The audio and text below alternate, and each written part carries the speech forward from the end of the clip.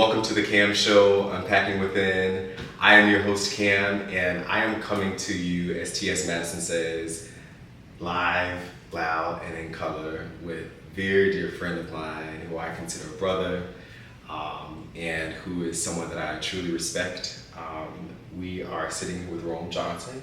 As you all know, I started this podcast because I enjoyed having very thought-provoking conversations around people that are turning their lives into something that they see for themselves, right? Rome, of course, as you know, my hope with this podcast is that you can share your story in the most authentic way and that others will learn something from this and they feel inspired to be able to do hard things in their lives. And as you know, we've known each other for, I think, quite 7-8 years. It's pretty close. It's been a good amount of time. Yeah, it has been a good amount of time. And the hope is to always lead people to think differently and to do differently and act differently in their own lives. So that is my hope. But Rome is a father, he's a digital creator, he's a disability advocate, and all things just greatness. He's also a husband to our very special friend, Felicia Johnson. Hey, Felicia.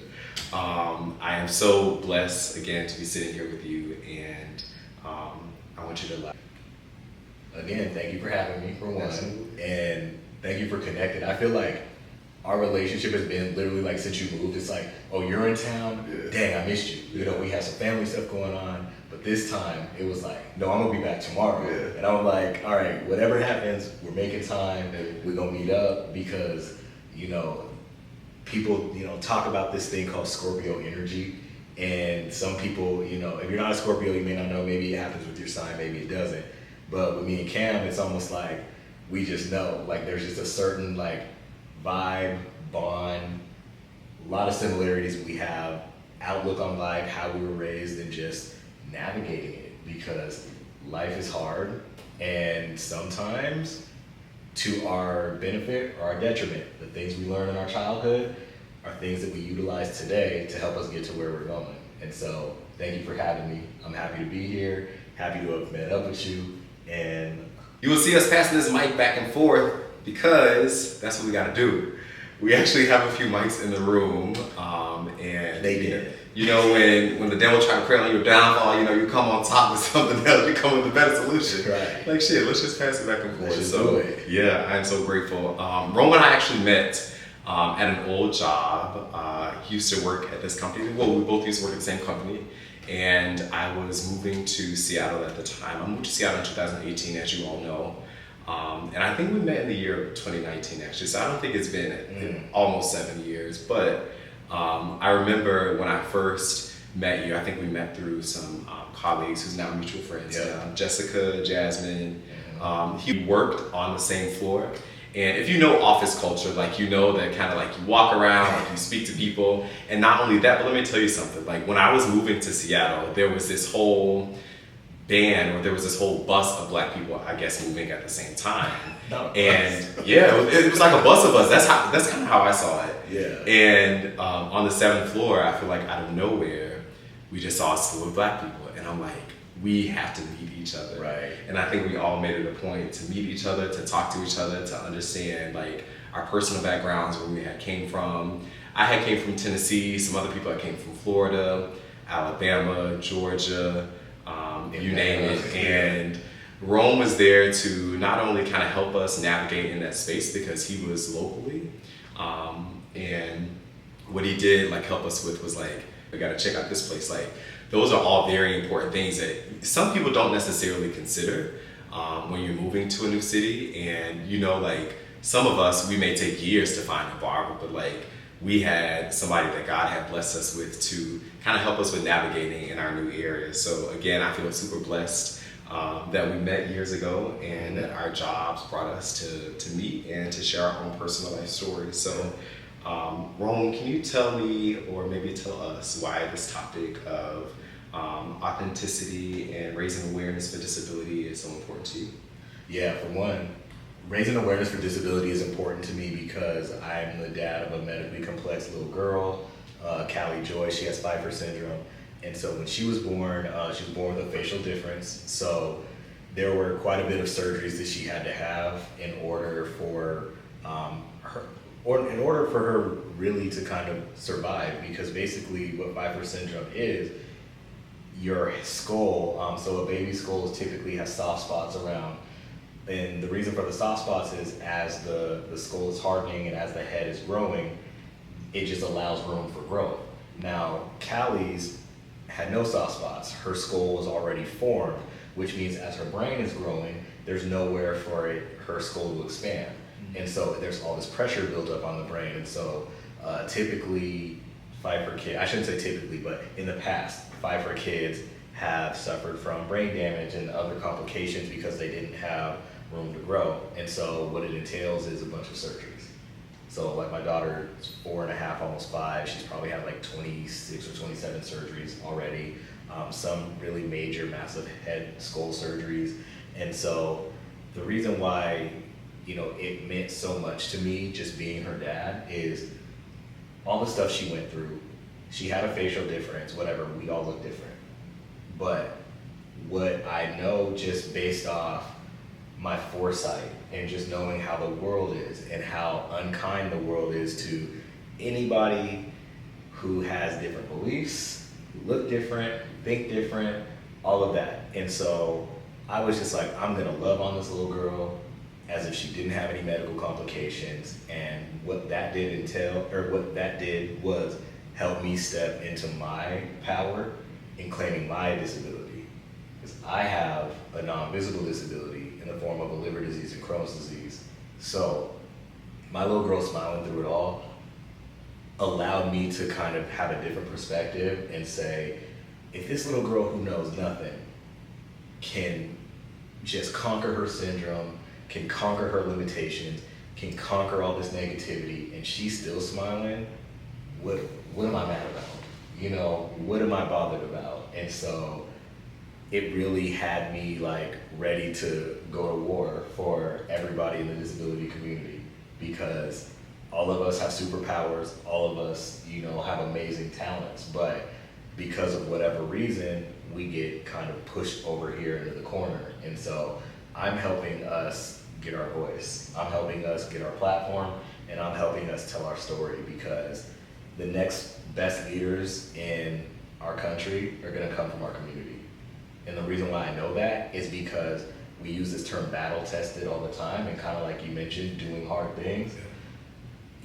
You don't know how to do hard things unless you're put in a hard situation. And when you're put in a hard situation and you continuously find ways to use what you have and come out of it, that's commendable. But you know, a lot of people don't see that type of success because it's just everyday living for us. Yeah. And so that's why it means so much to me. It means so much because I'm gonna do anything and everything possible to give us this platform to make change. I love it. I love it. And the story is so powerful for so many reasons. I feel like, to your point, you mentioned that you saw this little girl who's experienced all of this, and it allowed you to see your story a little bit differently, and it allowed you to step into your authenticity and say, you know what, this is who I am. And she's a person, she's already owned it, and she's only a baby. Mm-hmm. And not only can you own it, but you can also allow others and help others navigate that space and own their own power too as well. You touched on it about kind of like our early friendship and our early. Can you share your journey to fatherhood and what it was like when you found out you were going to be a dad? So, yes. So my dad was not around growing up, and even to this day, like, we're still working on that present factor with him. It's not happening. It is what it is. But the one thing, and what makes me different in a lot of regards, is me and some of my best friends, even dating back to middle school. I was just having a conversation about this same thing with him a few weeks ago. Shout out Joey. But we were talking about how we couldn't wait to be dads because we were gonna undo like all our hurt and all our trauma left from our dads. And so I always wanted to be a dad. Like, I always thought it was gonna be dope because, again, in my head, I'm just like, I'm gonna do this, and I'm gonna do this, and I'm gonna do this. And all of that had everything to do with being present. You know, that's where it started. And so now, you know, I find out that we're pregnant, we're expecting, and of course, like, I had all the emotions, because also, you know, a sidebar on that is it took us a while to be pregnant, and I thought it was me. Because again, like I mentioned, I have a liver disease, I have Crohn's disease. And so we were doing everything possible. We were tracking everything, making sure we were in the right windows. Still, nothing was happening. And the crazy part is, this is one thing that a lot of like men don't talk about that they should. You know, in some regards, yes, it is, you know, fairly easy to get pregnant, but there's a lot of people where it is very difficult to get pregnant, and it's very lonely and it's very isolating, because you know, 9 times out of 10, it's your fault, you know, and so you have to take on that burden. And especially if you have a partner that, you know, wants children, especially like today in the short term, you feel like you're letting your partner down. And so once we had, you know, we saw that pregnancy test, and then we went to the doctor and they confirmed it, and the minute I had the, you know, printout of my daughter, it was just like emotion just ran through me. And I was like even, you know, and we had no idea about her medical stuff then. We didn't find out her medical stuff until 2 weeks before she was born. But from that day, I was just like, ooh, I got like, and I found out she's a little girl, and I'm like, I didn't know I needed that. Mm-hmm. Like, I didn't know how much healing was gonna take place when that little girl came out, but I was like, I'm gonna ride for you. It's gonna be, I'm gonna conquer the world for you so I can give you the world. Yeah. So that was my whole kind of like idea with it. And then my son comes along, who's 15 months. Now he's 16 months now as of yesterday. And so, your twin. Right, my little twin, and he's obsessed with me, and I'm just like, the way I like really like look at it now, you know, fast forwarding these 4.5 years, is like, my daughter healed me, and that's exactly what I needed. And now my son is like making me a parent, because we had to parent her slightly differently because she has medical needs. And so, you know, there's a lot of caregiving, and there's a lot of things that she didn't take the typical route of a non-medical newborn, but my son did. Yeah. So it's all a learning experience now. So I'm like learning how to be a different type of parent, and still being able to pay attention to his needs. And he is, when I tell you, he is smart. He is so smart. He's doing so many things early. Like, I started walking at like 11 and a half months. He got me beat by a month. Wow. He was 10 and a half. He was taking steps. I can't remember when he started talking, but he started, you know, mumbling, and then like it became dad, and then you could clearly hear the dads and the daddies, and like I never got that with my daughter because she's nonverbal. Yeah. So it was just a whole other type of like feeling. And so again, like that was the thing I think that excited me the most now that I'm here, you know, but I always, you know, looked forward to this day, and that's what kind of drove me to be the father I am today. I love it, and thank you for sharing that. Not only have you, again, like stepped into your authenticity as a dad and as somebody who has promised yourself and you've promised your family, like, this is what our life is gonna look like, and here's how love showed up for me when I was younger, and here's how I want love to show up for my children. And I feel like even for me growing up, I didn't always have the best relationship with my mom and dad, you know, like that was still so hard to navigate even at a young age. And even now as I think back, I know that I lost my parents at such a young age. Like recently my mom, 21, right? And then most recently my dad last November. And I can only think of the love that they had given me, and I feel like it's my responsibility when I do decide to bring children into the world to give that love that was given to me, probably like immensely 10 times, 20 times, I don't know. But I do know, kind of to your point, you was like, you didn't know that you needed that. Yeah. Like, I feel like I know that I need that in order to like truly fulfill a higher purpose in my life. I mean, I have so much to do and so much work to be done at the age that I'm at right now. Right. And I've given myself a goal, not necessarily to have children by a certain age, but really to try to provide for my children and to be the best person and the best figure in their life, to where they can look up to me and say, I'm really, really proud, and I'm really happy to call you my dad. You know what I mean? And I feel like even though they may not be able to form full sentences right now, but I'm sure they probably feel that way. And I'm sure that you got Felicia on your side to conquer all of those things. Yeah. And it's just a blessing to be able to tell that story, to share that story with the world too. Yeah. So I'm so extremely proud of you, and I feel so blessed to even be connected to you and to know you. Thank you. Absolutely. One thing I want to add. So I definitely can tell because like, you know, again, like kids show love in different ways. There's different things. Like for example, like I FaceTimed my son before, or I FaceTimed my wife before you got here, and they were at the Children's Museum. Mm-hmm. And my son turned around and he looked and he like went straight to the phone and was like kissing the phone, trying to give me a kiss on FaceTime. I was just like, Daddy, and like he's always like looking for me and like saying my name. But like my daughter, it's like she likes grabbing my face and like looking into my eyes. And that's like her way, I feel like, of being like I love you. And she can sign I love you too. It's like this. Hey. But yeah, she'll sign it too, and it's just like like before I left, I was like, oh my God, I can't do this. I love it. It's so crazy because I learned how to sign a little bit, not a lot, but it's like, of course, like, yeah, like when you're celebrating something, you do like that. That's pretty dope. So Yes. you don't even need any kind of verbal cues. Like sometimes it's just that touch. Sometimes it's a grab of your face. Yeah. She probably be putting on her finger ball. I mean, her fingernails. Yeah, she really like grabs my cheeks, and like sometimes she'll like put her hand on my head and stuff like Yeah. that. But she's very much like a touch person. I think that's her, what's that thing called? Love language. Okay. All right. I love it. I feel like the world should know more about you. Like, you've done so many things around advocating for disabilities. You've done so many things around being a digital content creator. You've been in corporate America. You've been all over. Again, you're a father, you're a husband, you're a dad to two beautiful children. And again, I just feel so grateful that you're here, you're alive, you're sitting with me here in the present in this moment. Do you care to share more about your upbringing? So you kind of touched on, your relationships, but you were born in Seattle. What else?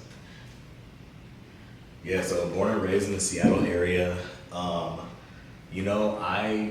I felt like in a lot of ways my childhood was a typical childhood, but like we moved around a lot. Like I went to probably like 8 or 9 different schools or something like that, and which is crazy, to think like at a time like I was playing basketball too, and so like it was easy for the most part for me to make friends when I went to different schools. Because you always have that sports connection, and for some it's not as easy, but I think like it took me from school districts with diversity to a school district with a little less diversity to like the one I actually like graduated with in high school. The 4 years that we lived there, it was like no diversity like at all. Like I was probably like one of, I don't know, probably 11 black kids. I don't know if 11 is enough. Like it might have been 15. I don't know, but like one of not many. And so I had to kind of like learn how to navigate, because similarly to like we were talking about off mic, it's just when for one, being from the liberal West Coast, and you go to let's just like a state like Texas, and just how things are different. You see different things. Ideologies are different. Conversations are different. And so just getting used to almost assimilating in other people's like cultures in a way, but still not losing yourself. And so the reason why like I brought that up and that was kind of important is like I learned to almost be a chameleon. Is it? Chameleon. Yeah, a chameleon, where I'm just like, I'm literally like, it's safe for the white people. Can hang with the black people. I can hang with anybody and everybody for the most part, and I can find something in common with them. And so like that was so important, because as I'm now getting older and maturing, and actually before I go there, so 2004 was one of the worst years of my life, because that was the year that I got diagnosed with my liver disease, and it just kind of like came out of nowhere. And for like a while, like I was getting blood tested like twice a week. No one could figure out what was going on. Like all they know is like my blood tests were like high, and I felt terrible. Like they thought I had mononucleosis or whatever it's called, and I didn't. But like that was one of the signs that like my liver was in pretty bad shape. And so finally I did a biopsy and started getting some answers, and like it just was never the same after that, because I'm over here like taking these hardcore steroids as a 17-year-old that are absolutely wrecking my body. Like, I had For basketball? no. Oh. So like I was taking them just for like my liver inflammation, Okay. and like to keep my liver numbers down. Okay. But like what it made me do, it made me gain weight. I lost my eyesight basically, like, and I know that sounds drastic, but I never had to wear glasses before. And then I started needing glasses all of a sudden. Like literally within like weeks, I needed glasses. Like everything just started becoming like blurrier from a distance. And so full head of hair, ended up losing my hair. Like it was, when I was in college, it was coming out in like chunks. Like I had braids, and I was taking my braids out and I'm like pulling back these big ass chunks, these big chunks of hair. And it just, okay, I didn't know. Yeah, pulling back these big ass chunks of hair, and I'm just like, the fuck is going on? Like imagine being so young on your own in college, trying to figure that out on yourself, by yourself. And that's really, like, I had to turn to people that I didn't know would help me or I could turn to, and a lot of that was like my dorm mates. So, fast forwarding to college, there was a moment where I almost died. I felt like I thought my liver was failing, like I thought that was it. It was during finals week my freshman year at Arizona State, and I went to ER, and I was in there for like 10 hours or something like that, and I was 19, so my mom was freaking out because like they called her, but they couldn't tell her anything.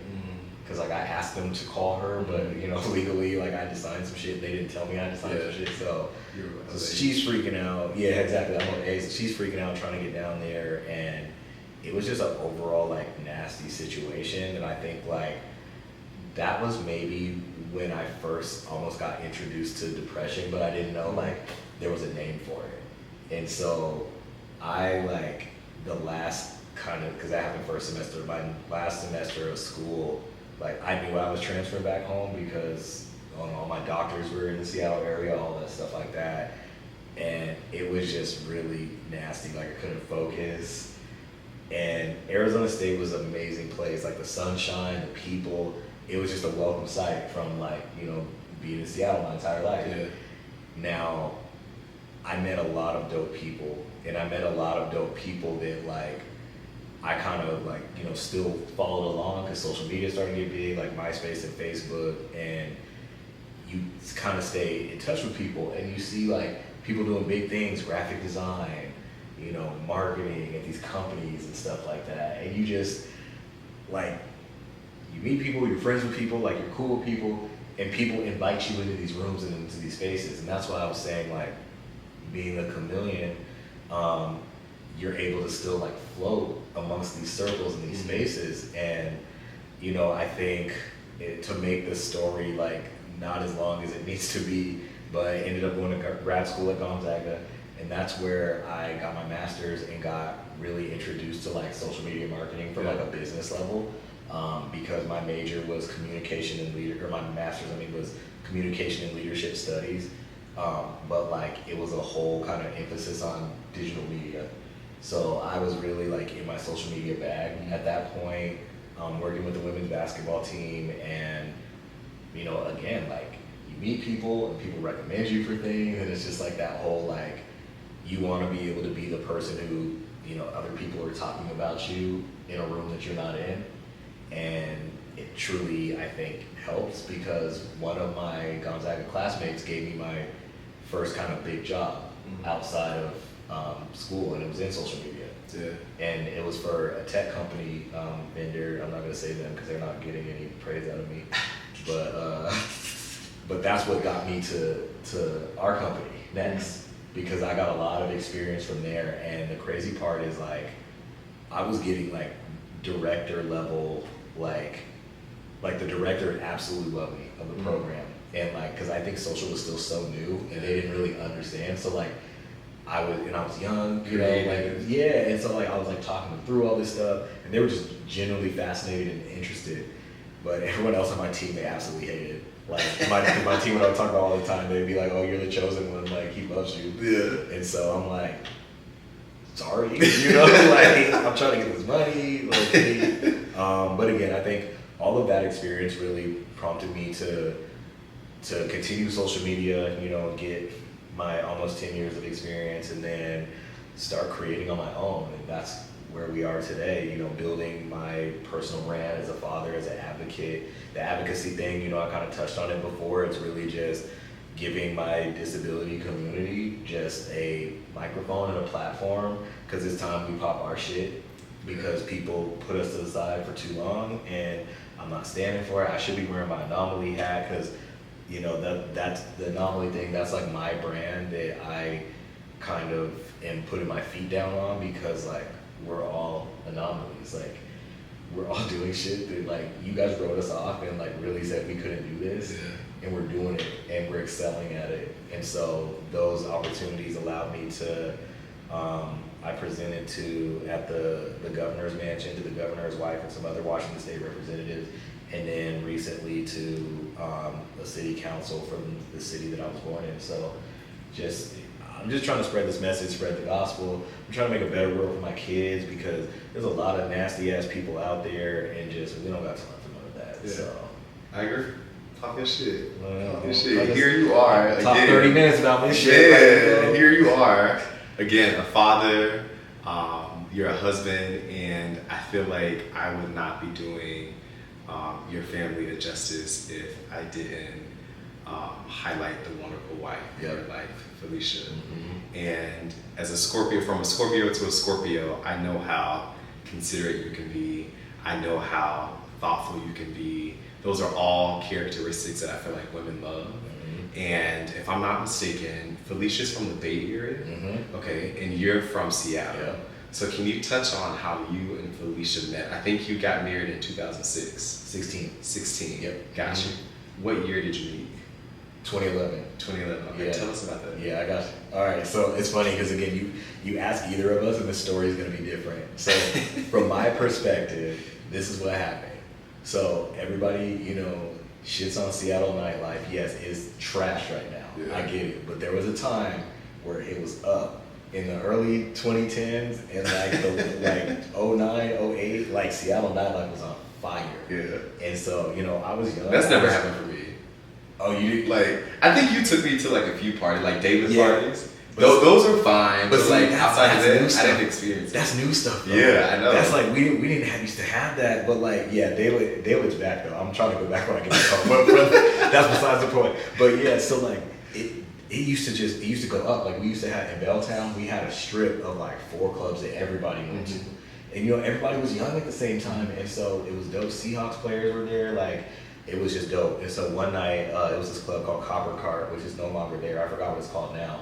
But I was there with my group of friends, and she was there with her track teammates. So like Cam mentioned, my wife's from the Bay Area. She ran track at University of Washington, ran professionally for Brooks. So she was running professionally at the time, and so she was with her college track teammates, which one of them I actually knew and actually competed against growing up in basketball. So they were out one night, and she came up to my friend, and so my friend though was using her older sister's fake ID, mm-hmm. and so Felicia thought that the younger sister was the older sister, mm-hmm. and this happened right in front of me. It was like from me to you, so I'm just sitting like back watching her talk. And so Scorpio. It was a Scorpio. But the crazy part is like red's my favorite color. Actually, what's your favorite color? Blue. Royal blue. Okay, see, red's my favorite color because it's like bright and it's so Felicia was wearing this red dress, and so you know she come right up, and I was watching. I'm like watching her talk, and she's just like, so you know they talk for a minute, and then she leaves. And I asked my friend, I was like, who was that? And she's like, oh, that was my sister's friend. And so I was like, okay. I was like, how well do you know her? And then she's like, they used to be roommates. Mm-hmm. And I was like, oh, okay, hook it up. That's all I said. I said, hook it up, and I, you know, went about my business. So that's such a Scorpio move. It really is though. But then she was like, the next day, my friend texted me, and then she's just like, she said you can add her on Facebook, and I was like, okay, cool. So like I got the end now, and so from Felicia's point, because she's told this part of the story before, and I do believe this part is true. So the craziest part about it is when I was in high school, I dated the middle sister. And so like, but I was like really close with the family. So I guess the older sister and the younger sister got together, talked to Felicia about me. And Felicia's like, I don't know. He dated your sister too? Like, that's weird. And then she's like, no, my mom loves him. And I guess when she said my mom loves him, that's when Felicia's like, okay, I'm open. Let him at me. And so, you know, of course it's like, all right, what do I say? You know, 'cause she's a professional athlete at the time. And I'm like trying to figure out, I'm at like a job that I absolutely hate because I graduated in a recession. And, you know, you just have to take something that was out there. So I was doing a customer service job at a call center. And we're talking, you know, all that question of like, oh, what do you want to do? What do you want to become? And I'm just like, I don't want to talk about this. Yeah. I'm like, but you know what? Like, I've had aspirations because I've always had aspirations. That's one thing I've always had. And she was like, okay, like, I'm down. Like, she's like, that sounds dope. And then, you know, tell me a little more about her background in track. And then we talked on Facebook for probably like a week or something. And then I was like, can I have your number now? Like, since we were talking. And then she sent it over, then we started texting. But like I said, she was running track professionally. So we were planning on like, where we're gonna like do our first date. And we planned something like out in the future, but then she got accepted for this meet out in Canada. Okay. So she was gone for like, it seemed like 2 weeks or something like that. Like, she was going to like Eastern Canada, like Nova Scotia or something. Okay. It was somewhere far, like in Eastern Canada. So she hit me up. I was literally on the way to church with my grandma. And she's like, hey, like, I definitely want to hang out, but it's got to be today because I'm going to be leaving. I was like, oh, she set me up. So she was still in Seattle? She was still in Seattle. She didn't go back to the Bay Area? No, sorry. So she stayed out here because Brooks is local to Seattle. And her track coach was the one training her professionally still. Okay. So yeah, she stayed out here. And so she said that, and I'm just like, this is one of those situations where I feel like the pessimist in me was like, this is like one of those make or break things. Like, you're really trying to test me, and if I fail, like if I fail, we fail type thing. But I was like, but if I don't, so I'm over here, and you know, I mentioned to you yesterday, like my uncle was the pastor, so like it's a family church, and so I'm over here like trying to pay attention, but trying to find somewhere for us to go. Yeah. Cause like at this point, I'm like, well, we gotta do something. Like I can't take the girl to McDonald's, you know. And so even though I did, low key, I'll get to this in a second. But so I went. I was like, I got it. I was like, she said she liked music. And at the time, so next to Space Needle, I forgot what, now it's the Museum of Pop Culture, but before it used to be the Experience Music Project. So it was all about like music in there. And so we ended up going there. And so I met her at a common place, mall. She got in my car. And I think like right away, it was like that, like, I was just making awkward conversation. And this is the funny part. And like, if you knew us today, like, it's even funnier, but I didn't have gas, because, you know, again, I had to go back, drop my grandma off, come all the way back to the city, and I'm like, dang, I gotta get gas, so I pull up to AM/PM, and, like, Arco AM/PM, you know, and I'm like, oh, I feel like I'm getting judged right now, and I'm just like, she's over here, like, and then I'm like, all right, you know. What you put in there, $10? No, I just don't play me. That would be funny if I did. I probably put in like $30. I would be like, look, we get there on $10 a day. Put $5 worth of gas in there. No, but I was like, you want something? Because I hadn't eaten. And she's like, no. And so I came out with a Twix, and Twix happened to be her favorite candy. You know, there's 2 of them. And like, this is where like the Scorpio urge starts to like take over, but you gotta fight it. Because the Scorpio urge was like, I just asked your ass if you wanted something and you said no. And now you want one of my Twix after I got it. So I gave her one because I'm like, I want this to work. I gave her one. She ate it.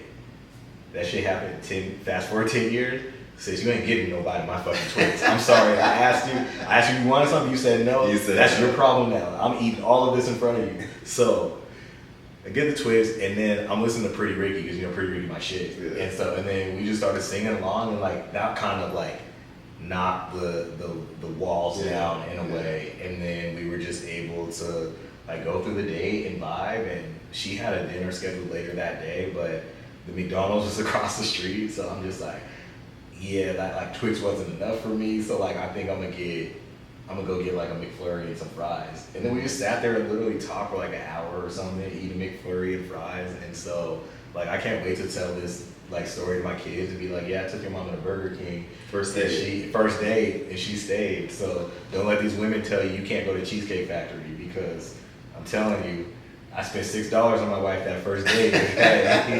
Look, married with 2 kids later, happy. Solid. But yeah, that's really the story. And then we just grew from there. Like we both were at a point to where we were trying to find ourselves. And me personally, I actually sprung this on her early. I was like, listen, no offense taken if you want to leave, but I was like, I want a wife, a family, I want kids. So, and I'm 24 saying this. I'm like, so if that's not like, the path you're on, completely understand, completely agree. We can break this off, and it's no hard feelings or nothing. And it caught her like off guard a little bit, because she's just like, what? Like, this nigga 24 and you want kids like now? And so she was like, she thought about it. She's like, no, I'm gonna stay. We'll do this. And so it was like literally from early on, drop that seed in there. It was just not literally drop the seed, but like kind of put that idea out there, and was just like, yeah, this is what I want. And one quick backstory before I give you back to Mike. One quick backstory is when I was first diagnosed with my liver stuff in 2004, their kind of way of making me take the steroids, they're like, if you don't treat it, you'll probably like have liver failure by 40. So I'd die by 40. And I was 17. I was like, in 23 years. It's a big deal. 3 years away, I'm 37. I'm feeling the best I've ever felt. Hey. Besides this Texas bullshit I keep eating, but outside of that. But yeah, so I am just so grateful for my wife and for my family, and she's just made me, and she empowered me to be who I am today. Because I'm fine with like, I know we have seasons. Sometimes it's her season to like lead. You're the face of the family, lead us. There are seasons where I'm the face of the family, I'm the head of the family, I'm leading us. So we already know that kind of back and forth. But. Yeah, I love that. Shout out to Felicia. Yes. Felicia, I love you, we love you, and I'm just so grateful that you are a part of his life. You kind of touched on this. Do you feel like you have people in your life to thank because of your journey? So you just mentioned Felicia. But what have you learned the most about your relationship with your parents, and how has it shaped you today? I've learned the most by for one, I think grace is important. Mm-hmm. I think it's important to understand, my mom had me when she was 19, and she's a kid, and I just imagine, I remember myself at 19, granted I was full-blown sick, but trying to raise a child when you haven't even reached your earning potential, you haven't even reached your maturity. So of course, naturally, you get a lot of help from family members who are around. So I had a lot of family support and family help, and I think regardless of how childhood whatever happened through childhood, I understand that there are periods of grace, because you just again, I think today, if I was just trying to take care of both my 2 kids and I was 23, working nights, that's hard to do.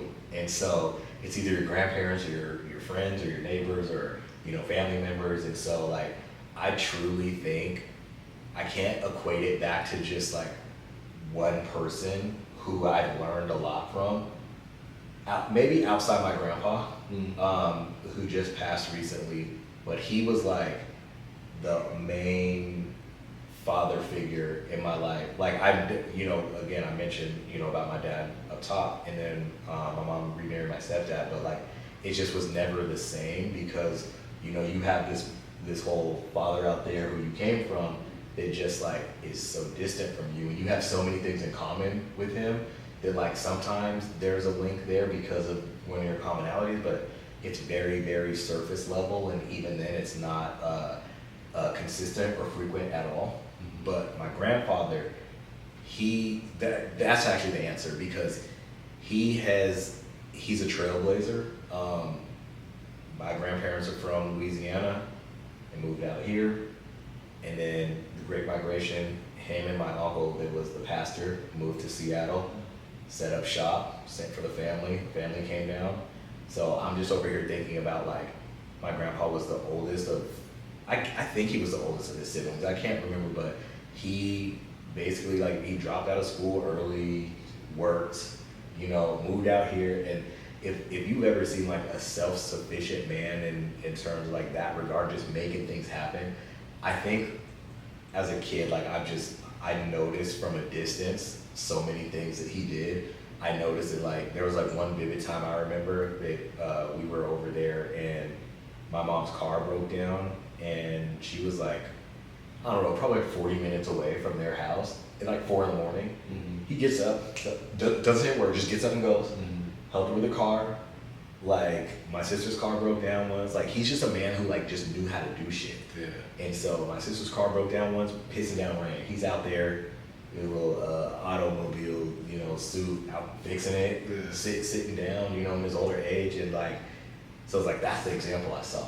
The example of, you know, big head of the household, no excuses, doing what you need to do for your family, no matter what.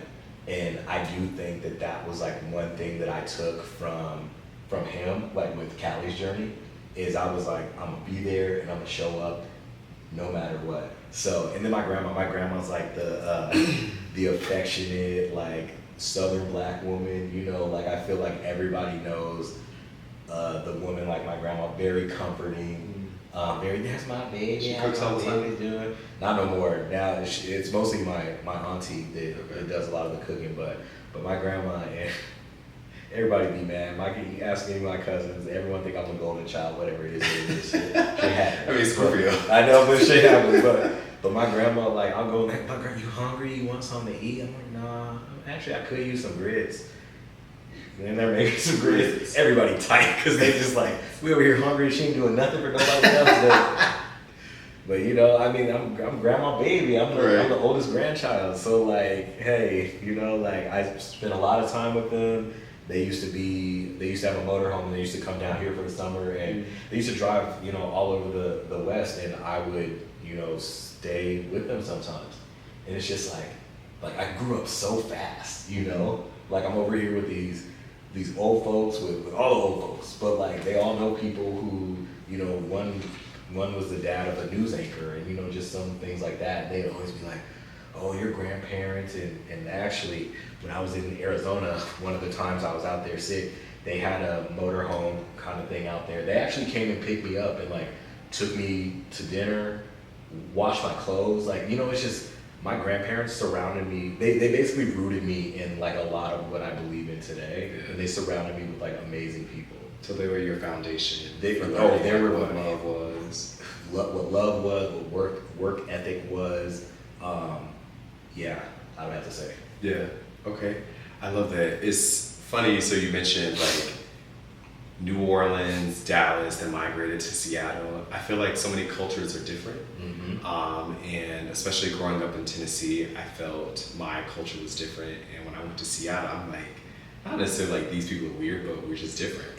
There's not a lot of culture there. That's why it's very much like, the culture is almost very much like, how would you explain the culture? I don't know how to answer that. Right, like we do have a culture, you know what I mean? Like, cause we have an accent, we have, it's very almost like Western Canadian culture in a way, like Alaska type vibes too, because, you know, we really truly get all 4 seasons. And so with that, I think you get the culture of, you know, rugged, boots, sloppy, you know, the whole coffee thing, because they really equate Seattle with rain and coffee and all that stuff like that. But like, I do think we are rich in Asian culture. I would say that. I think the percentage of black people in Seattle, I want to say it's like 6 point something. It might have gone up, it might have gone down.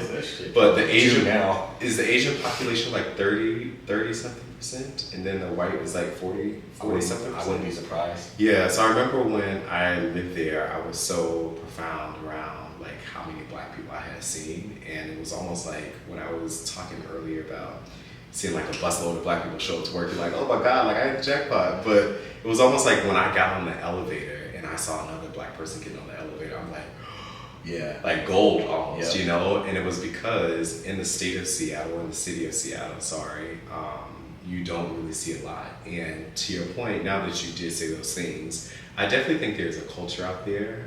You just have to go in certain pockets of Seattle to experience the culture, right? Like the food is really good. There's this one restaurant that I used to go to a lot. There's this small city south of Seattle called Tacoma, which I still feel like the diversity there is still very similar to the city of Seattle.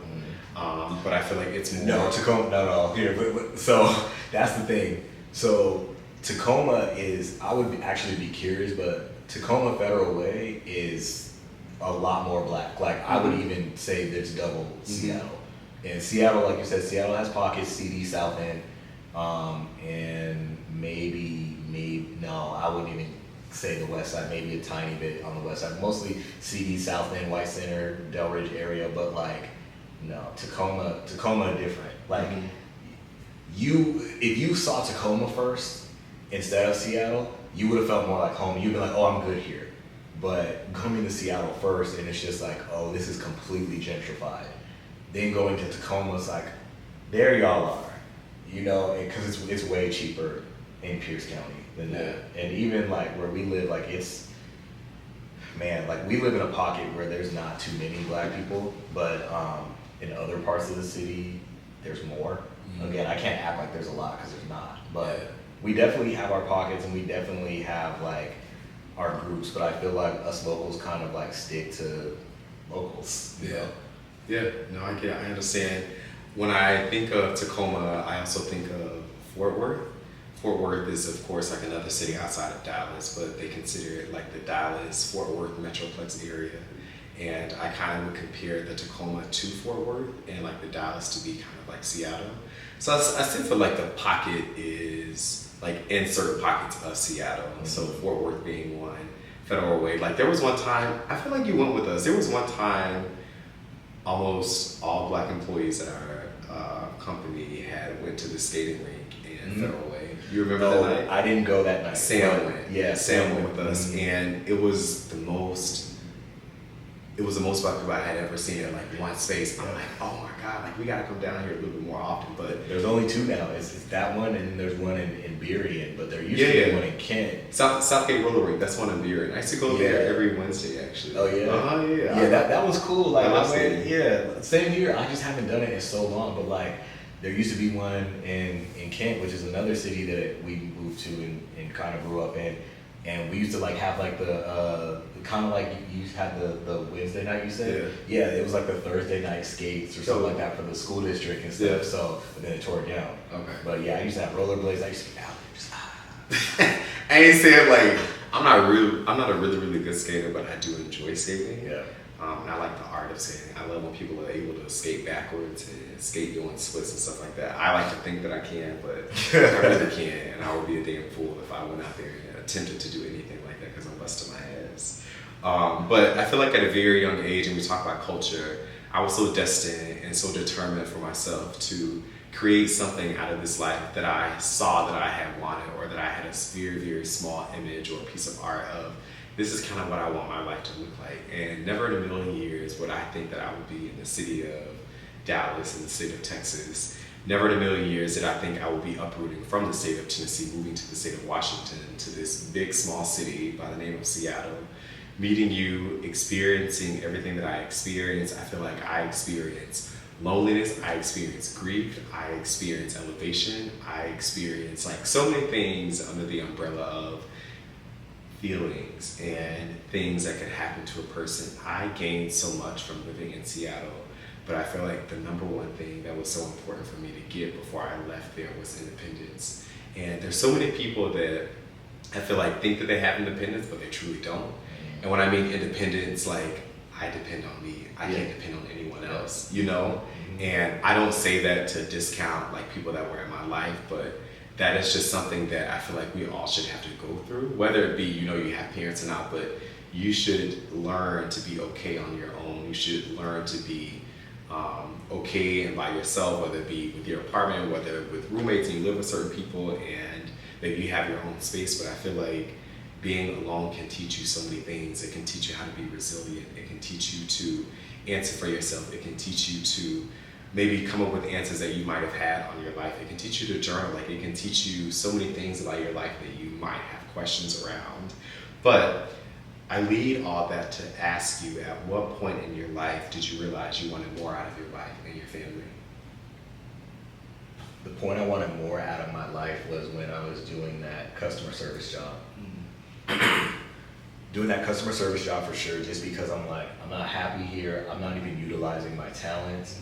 You know, I'm not getting paid a lot, and I'm just like going through it. And I was just kind of like, I can't raise a family based off this wage. And so that's when I busted my ass to go back to grad school. Cause like I literally had promised, I said, I'm not going back to school. Like, school is not for me. Like, I did okay. Like, I want to say even graduating college the first time, I was like 2.96 or just under 3.0. And then I was like, I don't want to deal with this shit again. But then like, I really found something I was passionate about, which was the media angle. And so I ended up getting a 3.8 in grad school. And so that was like, okay, like you could, it's like those stages, like, okay, oh, you're here. Okay, you're learning something. Okay, oh, you're doing something. Okay, now other people see you're doing something. And so I think like, you know, again, that journey through there at every step of my life, and it must be the Scorpio in me, there's always that I want more, or I want to go to the next level, because with everything, like right now, you know, we mentioned, or we were talking about off mic, like I want to build a media company. And I want to build a media company that not only like focuses on like my passions, but I want to show other people how to turn, you know, their personal brands into their own type of media companies. And like a lot of my stuff, like there are just so many, I feel like God put me on this planet, not only to like speak up for the minority, but also to lead.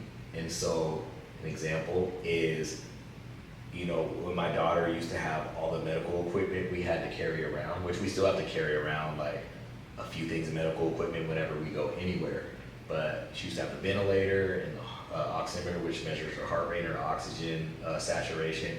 I'm just like, the playgrounds are not easy to like get to. Most of them are not, because most of them are on grass or there's something, and even people in wheelchairs can't even get to them. But not only that, there's not even really much for people in wheelchairs to engage with that playground. So like right away, I'm just like, how can I get some accessible playgrounds for accessible kids? So that's literally number one. So I'm just like, I want to redo all these playgrounds. I'm gonna have a foundation for my family that we want to help out, because like I'm very passionate about helping single mothers, because again, I have one. So I want to be able to, medical parents, knowing how much this costs. Like, if I'm ever a billionaire one day, and I want y'all to go back to it if I ever hit that, but if I'm ever a billionaire one day, just know that I am wiping out people's medical debt. I'm going to children's hospitals around the country, and I know they can't give me that information, but I'm going to go in and say, all the people on this unit, wipe their debt. Here's the check. Here's the, well, not the check. Here's the wire transfer. Here's the transfer. They said, oh, a check. Right. But yeah, bro, like there's so many things that I want to do, and it's all stuff that's not about or for me. There's one thing's for me. The sports media company is for me, but it's really not, because it's for all the fans that enjoy the sports. It's for my kids to be able to have something. Like, I really enjoyed the show Succession, and like it's like basically the remake of the Murdoch family, and just I want to be able to have media like that, to where, you know, the world is just, you know, full of news, politics, whatever. I want my media company, it's gonna be like feel good stories, because that's the one thing that doesn't sell is positivity. Not a lot. So I want to make a more positive world. That's literally why I'm here, and that's my mission, that's my purpose, that's what I'm walking in, that's what I'm strapping up these Timbs.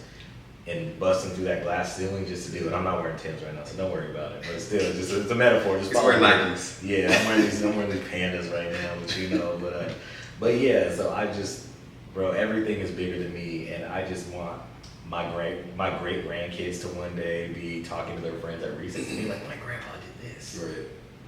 Yeah. That's it. It's crazy that you say everything is bigger than you, because I think it's just that. I feel like it's just that simple. Everything is always bigger than us, and I feel like I also have a responsibility to not do things for myself. I think it's okay to pour into yourself, but I also think it's okay to have a vision and a strategic vision for your future, to not only pay for whatever for your children, but it should be your children's children. I think in Beyonce's song, what did she say? She was like, my great grandchildren are already rich. You know what I mean? But it's like that energy. Man, seriously, it's not even just the financial piece, but I feel like when you have access to resources, you just maneuver a little bit differently, right? Like resources as far as like handicapped playgrounds, to where people have accessible things to where they can play, and it's not the playgrounds that you see today, right? Because they're not as accessible. I'm sure they do exist somewhere, right, in different parts of the world, but they're not as present as we see normal playgrounds. And it's just having that mindset of what I see in front of me is way bigger than me, and it's never necessarily about me. And I'm one very, very small piece of the puzzle to this entire world. And I feel like God has given us a time limit. He's given us a lesson, and he's given us a homework assignment, if you will, to go out and curate the best life for you. I think that he gives us strength to lean into that power that we have. And a lot of times, sometimes it's just us. Sometimes it's just us that sometimes may get into our own way, may get into our own thoughts. I was talking to you yesterday about how sometimes procrastination can sneak up on me, and how I can allow my thoughts to just stew and fester, and it basically halts me from being able to tap into my executive function, right, and execution. And I don't believe that that's God. I feel like God is a powerful God, and he gives us strength, and he gives us power, and I think he gives us love to give out to the world, to then fold back to us. And I just think that you are doing so many amazing things where you're not even just thinking about yourself, but you're thinking about other people, even outside of your own family, right? Your own family, your own daughter, your own son, your own wife. And I just think that's very, very commendable. I mentioned to you earlier that your family has supported you, really more so, your daughter, your son, and your wife, and they've been your source of strength through a lot of tough times. When did you find yourself? Was it after you got married? Was it after you had Callie? Was it after your son's birth? Like, when was it? Or are you still finding yourself? Yeah, so to leave off on that, so I'm finding, I don't know if I could ever truly find myself, but I can find pieces of myself. And let me break that down a little bit more. So when my daughter was born, and I felt some sort of healing from the abandonment issues and being able to have the opportunity to right wrongs, in my opinion, I found myself at that point. But there was still like way more work to be done, because then it's just like, okay, so maybe I don't have like abandonment issues anymore, but I still have some sort of like traumatic feelings still about, I mean, I guess it's still kind of abandonment issues, because it's just like not being wanted. And so you just continue working. Now my son's here, and he's saying daddy, and he needs me, and he's, obsessed with me and coming up to me, and it's just like, cool, you're showing me like how to be a parent, and how difficult this is, and how there's really no manual for any of that. And then it's just like, all right, that's one part of, also another part of like helping me find myself. And then with my wife, not receiving a ton of affection growing up, and learning how to be affectionate today, which is really hard and unnatural to me, but that's her love language. Affection and like words of affirmation are her love language. And so it's just like, I'm trying to like tap into something that's not natural to me to benefit, to make her feel better. And like, I know for a fact, like that's still a huge work in progress. Like I can be completely honest with that. It's just like, it's almost like you try to do so many things, but like you can't always do everything. And so I'm just like, okay, but what can I do right now that is a little more natural? I can provide, I can hold shit down, I can be responsible, I can do, you know, everything that needs to be done. So then once all that is squared away with what I have, you know, left on the energy meter, then I can put towards, you know, her affection or that, or even like developing myself further. But I can say I've had a huge kind of change in mindset probably over the last month and a half. And I think like it a lot had to do with the diet I went on, and, you know, to show the power of food and just like what it does. Again, I'm not gonna shit on Dallas's fried food again, but the power of fresh food and eating the right things. But it's like my mind and my body were functioning faster than they've had since I was diagnosed with my liver disease. And it's the first time as an adult that happened. So I was trying to find like what to do with that. And so naturally I'm like, okay, now I can start doing things I want to do, like this media company and stuff like that. Because now I have both the mental capacity, the focus, the clarity, the bandwidth to do it. So I think is finding yourself is literally like a constant thing.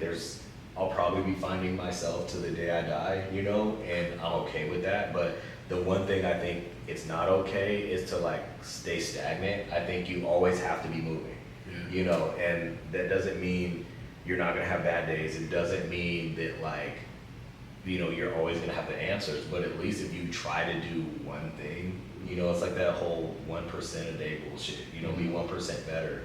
But even in my case, it's just like, can I take 2 more steps than I did yesterday? Mm-hmm. You know, I'm not even gonna put a percentage on it. Yeah. Two steps, when you break it down, I can take 2 steps further than I did yesterday. Mm-hmm. And so that's how I try to do it. I'm like, all right, keep building, keep building, keep building.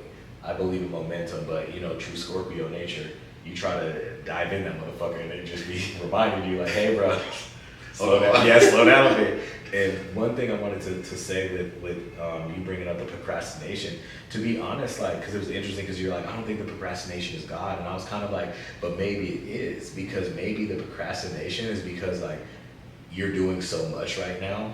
And maybe, because there are literal times where sometimes you just need to sit your ass down, you know? And some of those things come in like, you know, knock on wood, but like getting a cold or something that like actually forces you to lay down. And so sometimes it's just like, yo, you had a hard day? Just, come on, bus. You had a hard day? So just, it's okay, sit down. Yeah. And I think like, as long as grace is applied, you know, maybe it's just like, just know, like, hey, okay, I'm a not do it today, but I'm gonna wake up 30 minutes earlier tomorrow and do, you know, this one thing. You know, it don't have to be elaborate. I know this is killer. We downtown right now. This bus is honking and you know, what kind of stuff is going on? I think it's the light rail. Oh, yeah. Makes sense. Well, it's the light rail. Hopefully it's bringing some fresh food into the city, but probably not. But here you go. Probably bringing passengers. Funny. All right.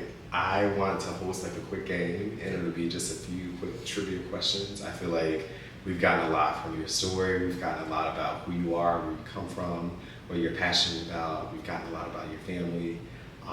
But what is the most Scorpio thing about you? Ego, for sure. Sometimes, like, you can't tell me shit. And sometimes, I would say it's that. Like, there's a lot of times you can't tell me shit, but also, like, there's a lot of times where, like, I'm just waiting for you to say something so I can jump on your ass. Those are the 2 biggest ones. Okay, all right. Why is your family the most important people in your life? They keep me grounded. They keep me rooted. They're my foundation, basically, because, I mean, like I said, everything is bigger than me. So now I have, like, 3 people, you know, right in front of me that they need me to give, not even need me to give my best, but they need me to give effort. And I have 2 people in front of me who, you know, they don't know it yet, but they inspire me to give them everything. So like, if I shoot for the moon and land on the stars for them, I'm okay with it. But this world is just gonna get more expensive, more difficult, healthcare getting harder to obtain, especially like another, kind of quick thing is life insurance. I couldn't get life insurance for the longest. I was too sick. My daughter can't get life insurance. She's deemed too sick. So that's a big thing. Like, we can't just go and sign up for a policy. I tried it. And I know many people are like, oh yeah, you can, you just gotta pay a hybrid. No, I tried it. So luckily I was able to roll over my work's life insurance when I got laid off. But outside of that, like, I'm her life insurance. My wife is my life insurance. So that's extra motivation I have to like earn to leave something to them, because I can't leave my girl out here, or neither of my kids out here empty-handed. Yeah, I love that. Again, it's always bigger than you. Third question, how can our listeners support your daughter and raise awareness for Pfeiffer Syndrome? So for one, I think you should follow us on social media, because we do post a lot of our family updates. My wife's YouTube, so Felicia Johnson, Falesha, and then Johnson, Johnsson. Go find her on YouTube, and that's our family page. You can learn about Pfeiffer Syndrome, but also to be an advocate, because it may not be Pfeiffer Syndrome, but you may know someone who has a disability, whether it be autism, whether it be Down syndrome, whether it be anything else. Like, be an advocate for those people, and just know how hard as hell life is for all of us. And all it takes is, a compliment, a little assistance to help us unlock our superpowers. Like, that's a true thing. It's funny because that was actually going to be my fourth question, but you just answered it. And Scorpio. Wrong. Thank you for being here today. Of course. Thank you for being here today, and I feel like it's been everything and then some. To our listeners, thank you so much for tuning in. I feel so blessed that I was able to experience this with Rome, and allowing you all to understand and learn from him and his story. Hopefully you have taken this to be something that you can learn from, grow from, implement into your life to maybe, again, go do hard things, because you're more than capable of doing them. As you know, I like to leave you all with a song, and this is something I want you to tune into today. If you have not, because I feel like Rome and I have been singing it or rapping it the entire day today. And it's not like us or Kendrick Lamar. We can unpack it at another time, but the thing is, Rome and I, being Scorpios, and Drake is a Scorpio, we both love his music, we both like his energy. He's very egotistic, he's very braggadocious, like, he talks his shit. And Scorpios like to talk their shit because they should be able to talk their shit, and they can talk their shit, because I won't say 9 times out of 10, all Scorpios are not the same. Let me just say that. Let me just call it out. Disclaimer there. But a lot of us are. But I feel like the people that are on their shit and that have a vision for their life and that have a bigger purpose that's bigger than them, talk your shit, because talking your shit will give you manifestation into your life to continue to curate the life that you want for yourself. Again, a huge thank you to Rome for being here. We hope you found this discussion to be helpful and as powerful as we did. Please stay engaged by sharing this podcast with your crew, your friends, your coworkers, whoever. Follow myself, follow Rome on Instagram, and look for more episodes on The Cam Show that's featured on Spotify, iHeartMedia, wherever you get your favorite podcasts. And again, I like to end my show with something that leaves us a bit inspired. In Rome, recently you posted on social media how important it was to practice internal peace, especially when you live such a busy, stressful life. What are you doing to continue achieving internal peace? So I pray, of course. I need to pray every night, but I need to get more consistent with that, I know. But I'll start doing that on my end. But really, just like, this is almost a hard question, because it's literally multiple things, because it's like, from quiet standpoint, I just kind of like be with my thoughts, and I know that's not like always the easiest thing to do or like very actionable, but like sometimes like I feel like I've been through so much fire that like I do find like peace in just the calm. You can give yourself grace to in that fire. And you can give yourself grace in that fire, but like even though the calm may not last long, I literally like try to take my time for myself when I can. Even if it's literally like the other day I had some frozen yogurt I was eating, and my son's a little menace, so he tries to eat everything that we eat. And I gave him a little taste because you know I'm dad. That's what dads do. And he was crying and looking for me, so I ran around. I went in the closet, closed the door, and I sat there and I ate peacefully. And I'm just sitting I've there. seen a reel like this. Yeah, I'll just sit here like, you know, so like, listen to my favorite music, get my favorite things. Like, I like playing video games. So like, I really just try to get away from reality and just kind of be. So yeah, that's really how I find my peace, to be honest. I love it. I love it, and thank you for sharing. You can find and follow Rome on Instagram at ROMEJOHNS. I think I got that right. You got it. And we, again, thank you for tuning in today, and we will talk to y'all soon. Out. And cut camera.